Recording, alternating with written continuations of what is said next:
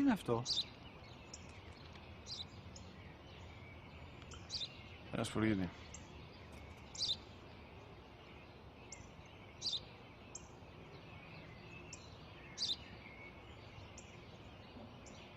Τι είναι αυτό? Μόλις τώρα στο είπα, πατέρα, σπουργίτι είναι.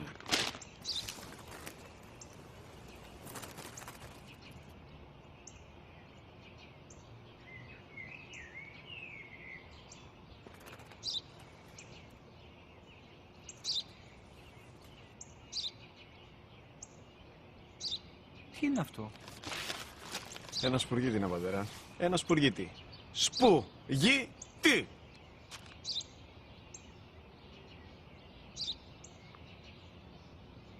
Τι είναι αυτό? Γιατί το κάνεις αυτό το πράγμα, μπορείς να μου πεις? Τόσες φορές σου είπα, είναι ένα σπουργίτι! Δεν το καταλαβαίνεις! Πού πας?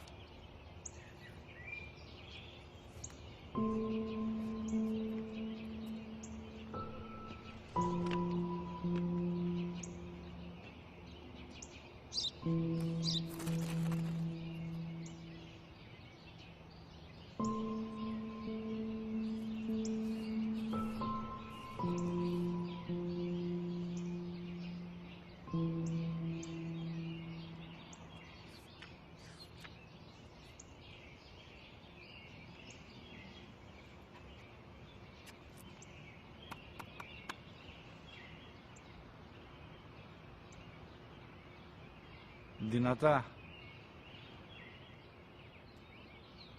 Σήμερα ο μικρός μου γιος που πριν λίγες μέρες έκλεισε τα 3 καθόταν μαζί μου έξω στο πάρκο όταν ένα σπουργίτι ήρθε και κάθισε απέναντί μας. Ο γιος μου με ρώτησε 21 φορές τι ήταν αυτό και του απάντησα και τις 21 φορές ότι ήταν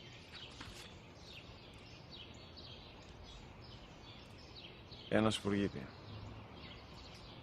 Τον αγκάλιασα τρυφερά και τις 21 φορές που μου έκανε την ίδια ερώτηση, ξανά και ξανά, χωρίς να εκνευριστώ, νιώθοντας στοργή για το αθώο μου αγοράκι.